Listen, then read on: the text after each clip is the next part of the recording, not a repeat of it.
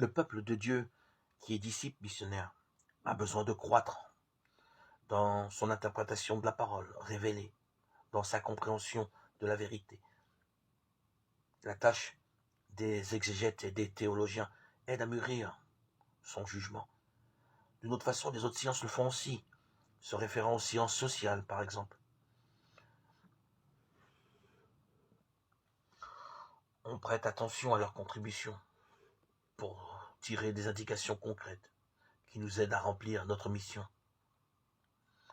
En outre, il a d'innombrables questions autour desquelles on recherche et on réfléchit avec une grande liberté. Les diverses lignes de pensée philosophique, théologique et pastorale, si elles se laissent harmoniser par l'esprit, dans le respect et dans l'amour, peuvent faire croître le peuple de Dieu, en ce qu'elles aident à mieux expliciter le très riche trésor de la parole. À ceux qui rêvent une doctrine monolithique, défendue par tous sans nuance, cela peut sembler une dispersion imparfaite. Mais la réalité est que cette variété aide à manifester et à mieux développer les divers aspects de la richesse inépuisable de l'Évangile.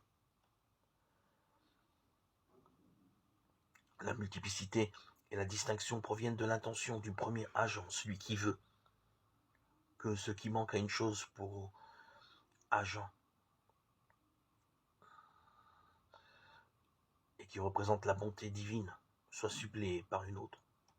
Parce qu'une seule créature ne saurait suffire à représenter sa bonté comme il convient. Donc, nous avons besoin de saisir la variété des choses dans leurs multiples relations.